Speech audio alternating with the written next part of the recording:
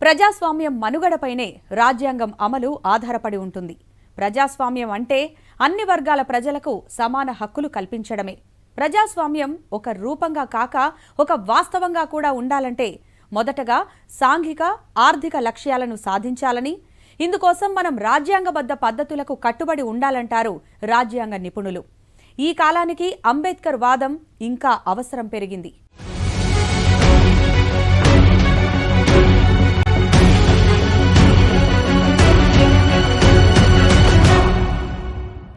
సమానత్వంతో కూడిన సమాజం రావాలని అందరూ కోరుకుంటారు. కానీ వాస్తవంలో మాత్రం అది ఇంకా అందని ద్రాక్షగానే ఉంటోంది. స్వాతంత్ర్యం వచ్చి ఇన్నేళ్లైనా సమాజ అభివృద్ధి సాకారం అవలేని పరిస్థితులు ఉంటున్నాయి. రాజ్యాంగ మూలాలను, లక్ష్యాన్ని, గొప్పతనాన్ని అందరూ అర్థం చేసుకొని వాటిని ఫాలో అయినప్పుడు అన్ని వర్గాల ప్రజలకు ఆ ఫలాలు అందుతాయి. ఇదే విషయాన్ని రాజ్యాంగ నిపుణులు తరచూ చెబుతుంటారు.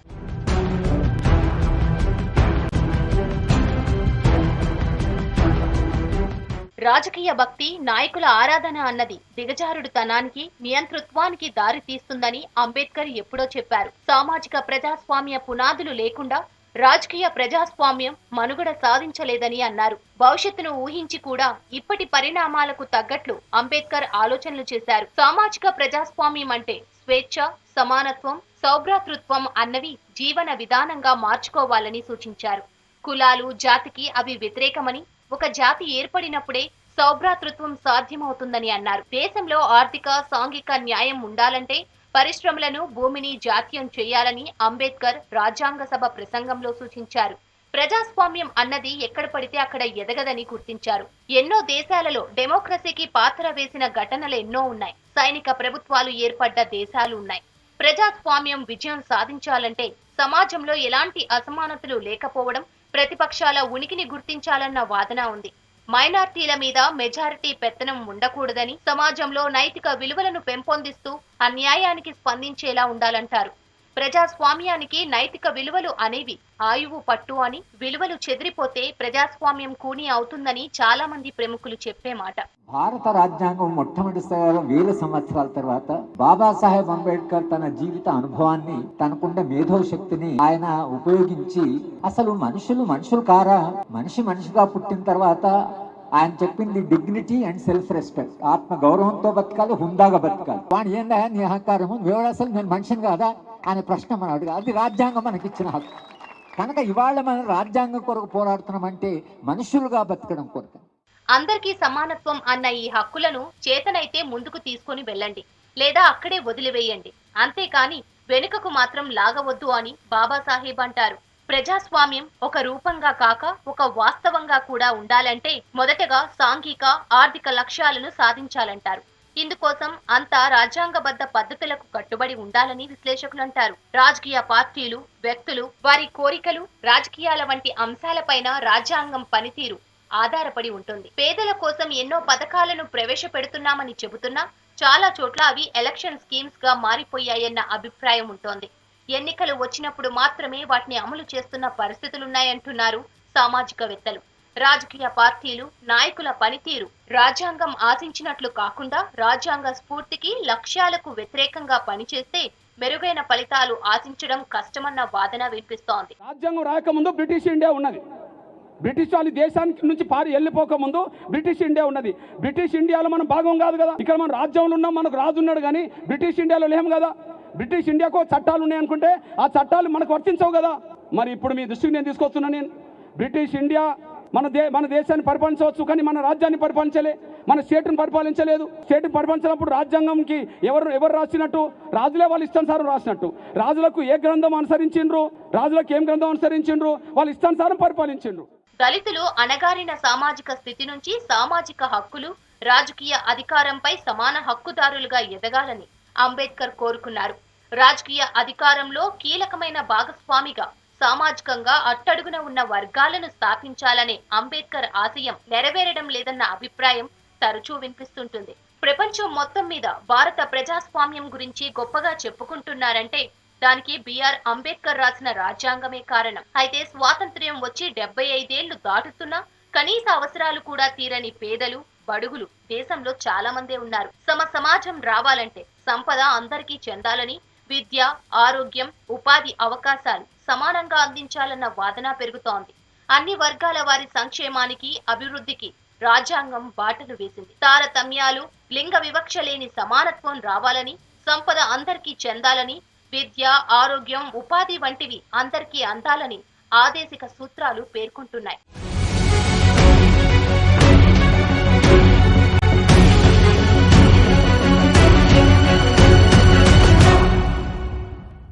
రాజ్యాంగం, దాని అమలు బాధ్యతల గురించి డాక్టర్ బిఆర్ అంబేద్కర్ తన చివరి ప్రసంగంలో చాలా క్లారిటీ ఇచ్చారు. మారిన దేశ పరిస్థితులకు తగ్గట్లు కొత్త రాజ్యాంగం కావాలన్న వాదన పెరుగుతోంది. అయితే మారుతున్న పరిస్థితులకు తగ్గట్లు రాజ్యాంగాన్ని సవరించుకునే అవకాశాన్ని కూడా రాజ్యాంగ నిర్మాతలు కల్పించారు.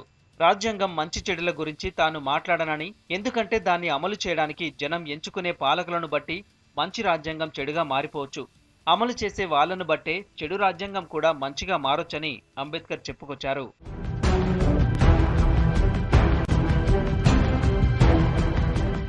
దేశానికి అవసరమైన చట్ట వ్యవస్థ, కార్యనిర్వాహక వ్యవస్థ, న్యాయ వ్యవస్థల నిర్మాణాన్ని మాత్రమే రాజ్యాంగం అందిస్తుందని, ప్రజలు, రాజకీయ పార్టీలు వారి ఆకాంక్షలు, రాజకీయాల కోసం అనుసరించే మార్గాలను బట్టే ఈ వ్యవస్థల పనితీరు ఆధారపడి ఉంటుందన్నారు అంబేద్కర్.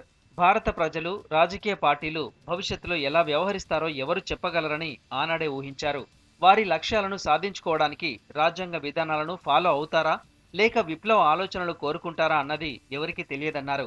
ఒకవేళ విప్లవ మార్గాలను ఎంచుకుంటే రాజ్యాంగం ఎంత మంచిదైనా ఫెయిల్ అవుతుందన్నారు. రాజ్యాంగం గురించి, పాలకుల వ్యవహార శైలి గురించి ఆనాడే అంబేద్కర్ స్పష్టంగా చెప్పారు.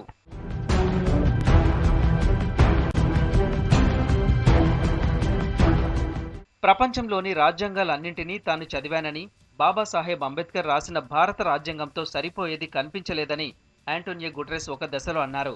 ఒకవేళ ప్రపంచంలోని దేశాలన్నీ భారత రాజ్యాంగాన్ని అమలు చేసినట్లయితే 5 ఏళ్లలో ప్రపంచంలోని మొత్తం పేదరికం, నిరక్షరాస్యత, నిరుద్యోగం, ఉగ్రవాదం శాశ్వతంగా అంతరించిపోతాయని చెప్పుకొచ్చారు. మన దగ్గర అంత మంచి రాజ్యాంగం ఉందని చెప్పకనే చెప్పారాయన. మరి అలాంటిది మన దగ్గర నిరక్షరాస్యత, పేదరికం ఇంకా ఎందుకు ఉండిపోతున్నాయన్న మౌలిక ప్రశ్న వస్తుంది. అయితే దీనికి అంతటికీ కారణం రాజ్యాంగ లక్ష్యాలను సరిగా అమలు చేయకపోవడమే అన్న సమాధానం వస్తుంది. సమానత్వం, సమాన అవకాశాలను కల్పించకపోవడం వల్ల జరుగుతున్న నష్టం ఇదేనన్న వాదనలున్నాయి. జమ్మూ కాశ్మీర్లో ఆర్టికల్ 370 ఏదైతే ఉండనో ఆ యొక్క ఆర్టికల్ 370 అది ఆ యొక్క చట్టాన్ని రద్దు చేసి జమ్మూ కాశ్మీర్లో కూడా డాక్టర్ బాబాసాహెబ్ అంబేద్కర్ రూపకల్పన చేసినటువంటి రాజ్యాంగాన్ని 74 సంవత్సరాల తర్వాత ఈరోజు జమ్మూ కాశ్మీర్లో కూడా అమలు చేయడం జరుగుతూ ఉంది. భారత రాజ్యాంగం ఈరోజు జమ్మూ కాశ్మీర్లో షెడ్యూల్ కాస్ట్ కానీ, షెడ్యూల్ ట్రైబ్ కానీ, రిజర్వేషన్స్ కానీ, మహిళా రిజర్వేషన్స్ కానీ, అనేక చట్టాలు కానీ ఈరోజు జమ్మూ కాశ్మీర్లో నరేంద్ర మోడీ గారి నాయకత్వంలో ప్రభుత్వం అమలు చేస్తూ ఉంది. రాజ్యాంగాన్ని సరైన పద్ధతిలో, సరైన విధంగా అమలు చేస్తే సమస్యలన్నీ తీరిపోతాయి. కానీ వాస్తవంలో మాత్రం అది 100% జరగడం లేదు. అందుకే పేదలు మరింత పేదలుగా మారుతుంటే ధనికులు ఇంకింత ధనికులు అవుతున్నారు. అణగారిన సామాజిక వర్గాలను కేవలం ఓటు బ్యాంకులుగా చూసి ఎన్నికలప్పుడే స్కీమ్లు తెరపైకి తెచ్చే వ్యవహారాలతో ఆ వర్గాలు అభివృద్ధి చెందడం కష్టమన్న వాదనుంది. పాలకులు తమ వైఫల్యాన్ని రాజ్యాంగంపై నెట్టేసే కార్యక్రమాలు జరుగుతుండడం దురదృష్టకరమన్న అభిప్రాయాలు బలంగా వినిపిస్తున్నాయి. ఇప్పుడు తెరపైకి వచ్చిన కొత్త రాజ్యాంగం కూడా ఇలాంటిదే అన్న విమర్శలున్నాయి.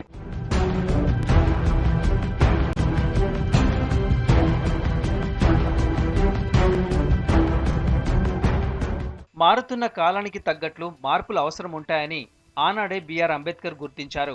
అందుకే రాజ్యాంగంలో సవరణలకు అవకాశం కల్పించారు. రాజ్యాంగం తయారీకి 2 ఏళ్ల 11 నెలల 18 రోజులు పట్టింది. కానీ రాజ్యాంగానికి ఒక రూపు రావడానికి తెర వెనుక కసరత్తు ఎంతో ఉందన్నది నిజం. ఇందుకోసం సర్వం త్యాగం చేసి అంబేద్కర్ రాజ్యాంగాన్ని జనం ముందుకు తీసుకొచ్చారు. భారత రాజ్యాంగాన్ని 395 ఆర్టికల్స్, 8 షెడ్యూళ్లు, ప్రస్తుతం 12 షెడ్యూల్స్, 22 భాగాలతో తీసుకొచ్చారు. 9 డిసెంబర్ 1946న మొట్టమొదటి సమావేశం జరిగితే 29 ఆగస్టు 1947లో రాజ్యాంగ రచన సభ, డ్రాఫ్టింగ్ కమిటీని ఎన్నుకున్నారు. ప్రపంచంలో ఏది శాశ్వతం కాదని, ప్రతిదీ మార్పు చెందుతూ ఉంటుందని ముందే గమనించి మారుతున్న దేశ సామాజిక, రాజకీయ, ఆర్థిక పరిస్థితులకు తగ్గట్లుగా రాజ్యాంగాన్ని సవరించుకునే వెసులుబాటు కల్పించారు. రాజ్యాంగానికి 1950 నుంచి ఇప్పటి వరకు 105 సవరణలు జరిగాయి. ఇంతకన్నా గొప్ప రాజ్యాంగాన్ని ఎవరి నుంచి ఆశించలేమన్న అభిప్రాయం ఉంది. విదేశీ ప్రముఖులే మన రాజ్యాంగం గురించి గొప్పగా మాట్లాడుతుంటే ఇక్కడ మాత్రం కొత్త రాజ్యాంగం రావాలన్న చర్చ తెరపైకి రావడం దురదృష్టకరమన్న వాదనను ప్రజా సంఘాల నేతలు, వివిధ పార్టీల నేతలు విమర్శిస్తున్నారు. ప్రపంచంలోనే భారతదేశంలో అంబేద్కర్ గారు ఏదైతే కాన్స్టిట్యూషన్ రాశారో అందరు కూడా మెచ్చుకుంటారు. ఇన్ని కులాలు, మతాలు, భాషలు ఉన్న దేశంలో అందరు కలిసిమెలిసి ఉంటున్నారంటే కేవలం ఈ రాజ్యాంగ కాన్స్టిట్యూషన్గా ఏదైతే అంబేద్కర్ రాశారో దాని గురించి అందరు కూడా మెచ్చుకుంటున్నారు. ప్రస్తుతం కొద్దిమంది చేతుల్లోనే అధికారం కేంద్రీకృతం అవుతోందన్న వాదన ఉంది. రాజ్యాంగంలో ఏర్పరచుకున్న సంక్షేమ రాజ్యస్థాపన లక్ష్యాలకు ప్రభుత్వాలు దూరంగా జరగడం, వాటిని పట్టించుకోకపోవడం వల్లే ఈ సమస్యలు వస్తున్నాయన్న అభిప్రాయం ఉంది. విభిన్న జాతులు, భాషలు, సంస్కృతుల సమ్మేళనం మన దేశం. ఇలాంటి దేశాన్ని కలిపి ఉంచేలా రాజ్యాంగం రాయడం అంటే ఎంతటి సవాలో అర్థం చేసుకోవచ్చు. అయినా సరే రాజ్యాంగ నిర్మాతలు అసాధ్యాన్ని సుసాధ్యం చేశారు. 1971లో నాటి ఇందిరాగాంధీ ప్రభుత్వం రాజ్యాంగంలో చేసిన కొన్ని సవరణల ద్వారా పార్లమెంటు అధికారాలు అడ్డు అదుపు లేకుండా పెరిగిపోయాయి. న్యాయస్థానాల అధికారాలకు చెక్ పెట్టారు. ప్రధాని పదవికి విపరీతమైన పవర్స్ వచ్చేలా రాజ్యాంగ సవరణ చేశారు. అయితే రాజ్యాంగాన్ని ప్రజలే రక్షకులుగా ఉంటూ కాపాడుకుంటూ వస్తున్నారు. 1973లో కేశవానంద భారతి కేసులో సుప్రీంకోర్టు ఇచ్చిన 703 పేజీల తీర్పు పార్లమెంటుకు అనియంత్రిత అధికారాలుండవని స్పష్టం చేసింది. ఇలా అందరూ కలవడం వల్లే రాజ్యాంగం ఇంకా మనుగడ సాగిస్తోంది, దేశాన్ని తలెత్తుకునేలా చేస్తోంది.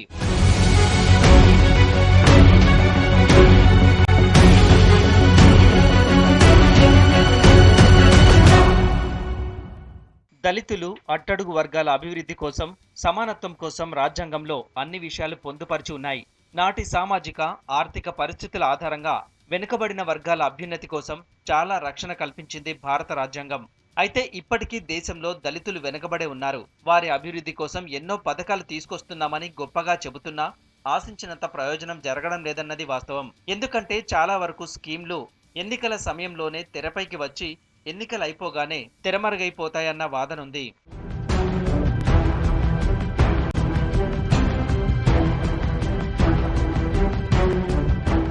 దేశంలోని మొత్తం పారిశుద్ధ్య కార్మికుల్లో 73% మందికి పైగా షెడ్యూల్డ్ కులాలకు చెందినవారే ఉన్నారు. ఈ విషయాన్ని పార్లమెంటు సాక్షిగా కేంద్రం చెప్పింది.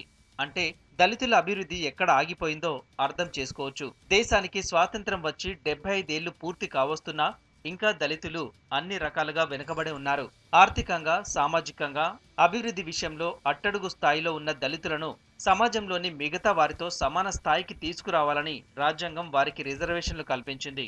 కానీ మన దేశంలో రిజర్వేషన్ల వ్యవస్థ సరిగ్గా అమలు చేయకపోవడంతో దళితుల జీవితాలు ఇంకా చీకట్లోనే మగ్గిపోతున్నాయన్న అభిప్రాయం ఉంది. దళితుల సంక్షేమం కోసం ఇంకా చేయాల్సింది ఎంతో ఉందన్న వాదనుంది.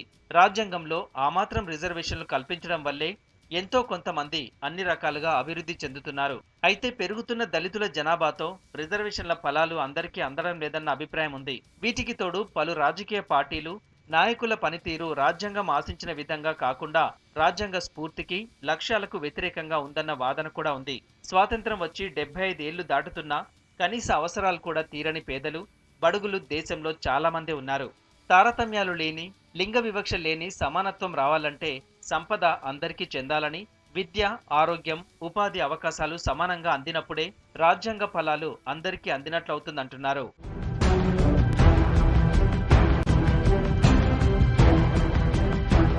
మనతో పాటు కొంచెం అటు ఇటుగా స్వాతంత్రం పొందిన ఇతర దేశాలు అభివృద్ధిలో ఎంతో ప్రగతి సాధించాయని, మన దేశంలోనూ అభివృద్ధి జరుగుతున్నా అది ఆశించిన స్థాయిలో ముందుకు కదలడం లేదన్న వాదనుంది. పలు అంతర్జాతీయ నివేదికలను పరిశీలిస్తే ప్రపంచ జనాభాలో 6వ వంతుగా ఉన్న మన దేశంలో మేధో సంపత్తి, కష్టపడే తత్వం, నైపుణ్యాలు అనేక దేశాల కంటే మెరుగైన వాతావరణ పరిస్థితుల ప్రకారం ప్రపంచంలోని మొదటి 10 దేశాల్లో ఒకటిగా ఉంది.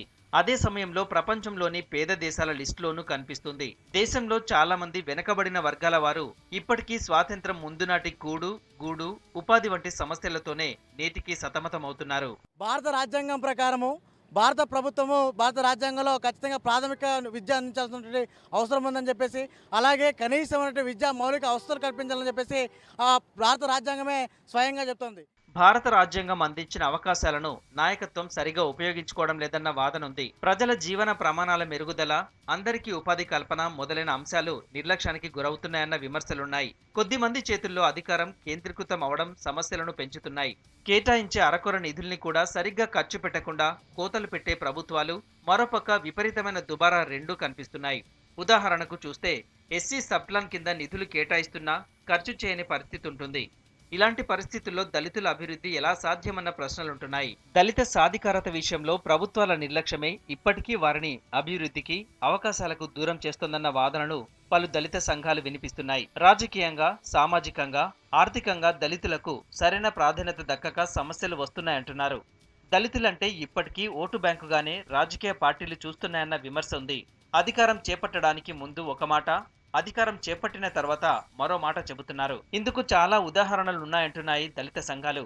తరతరాలుగా సామాజిక, ఆర్థిక, రాజకీయ, విద్య, ఉద్యోగ రంగాల్లో వెనుకబడిన దళిత వర్గాలకు ఆర్థిక, రాజకీయ అవకాశాలు కల్పించి మార్పు తీసుకురావడానికి కృషి చేయాల్సిన ప్రభుత్వాలు తాత్కాలిక పథకాలతో కాలం వెళ్లదీస్తున్నాయి. ఇవి తాత్కాలిక పథకాలు కావడంతో దళితుల స్థితిగతుల్లో మార్పు రావడం లేదంటున్నారు. ఎన్నికల సమయాల్లో దళితులకు ఎంతో చేస్తున్నామని చెప్పే ప్రభుత్వాలు వారి జీవన ప్రమాణాలు పెంచడంలో విఫలమవడంతోనే సమస్య అలాగే ఉండిపోతుందన్న వాదన ఉంది. ఇప్పటికైనా రాజ్యాంగం కల్పించిన హక్కుల ప్రకారం రాజ్యాంగ లక్ష్యాలను సాధించేందుకు అందరికీ సమాన అవకాశాలు కల్పించే దిశగా ప్రభుత్వాల చర్యలు ఉండాలంటున్నారు.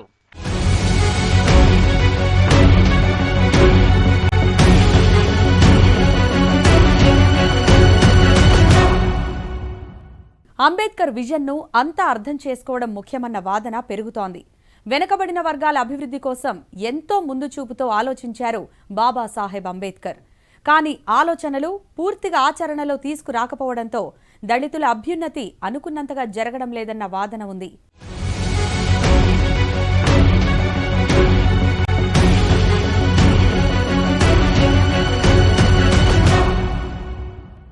ఏ ఊరు వెళ్లినా అంబేద్కర్ విగ్రహాలుంటాయి. అంబేద్కర్ ను అణగారిన వర్గాల ప్రజలు తమ ఆరాధ్య దైవంగా భావిస్తారు. అంబేద్కర్ విగ్రహం నీడలోనే ఇప్పటి వరకు ధైర్యంగా ఉన్నారు. ఇప్పుడు రాష్ట్ర ప్రభుత్వం 125 అడుగుల ఎత్తైన అంబేద్కర్ విగ్రహం పెడతామని చెబుతోంది. అయితే అంబేద్కర్ విజన్ ను అర్థం చేసుకుని దళితుల అభ్యున్నతికి తోడ్పడాలని దళిత సంఘాలంటున్నాయి.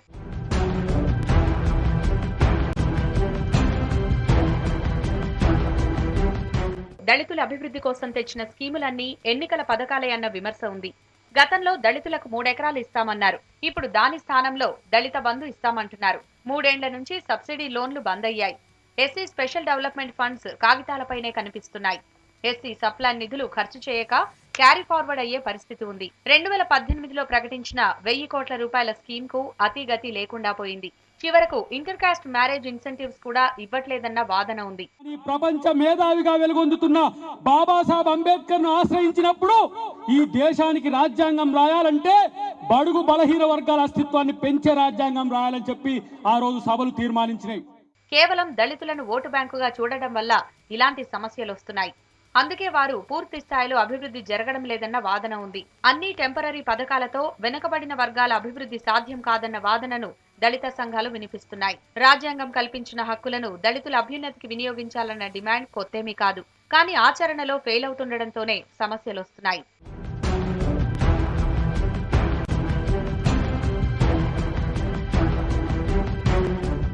చాలా దూరదృష్టితో రాజ్యాంగాన్ని రచించిన అంబేద్కర్ విజన్ ను పాలకులు పూర్తిగా అర్థం చేసుకున్నప్పుడే వెనుకబడిన వర్గాలకు పేదరికం నుంచి మోక్షం కలుగుతుందన్న అభిప్రాయం ఉంది. ప్రజాస్వామ్యం నిలబడడానికి నైతిక విలువలు ఎంత ముఖ్యమో దళితుల అభివృద్ధికి పాలకుల చిత్తశుద్ధి కూడా అంతే ముఖ్యం. కేవలం ఓటు బ్యాంకుగా చూస్తే ఎంతకాలమైనా అభివృద్ధికి దూరంగానే ఉంటారన్న వాదన ఉంది. అంబేద్కర్ ఆశయాలను, విజన్ ను గుర్తు చేసుకోవడానికి విగ్రహం పెట్టాల్సిందే. అదే సమయంలో బాబాసాహెబ్ అంబేద్కర్ ఆశించిన సమాజం కోసం తాత్కాలికంగా కాకుండా శాశ్వతమైన చర్యలు తీసుకోవాలి. అప్పుడే అంబేద్కర్ రచించిన రాజ్యాంగం లక్ష్యాలను చేరుకోగలుగుతుంది.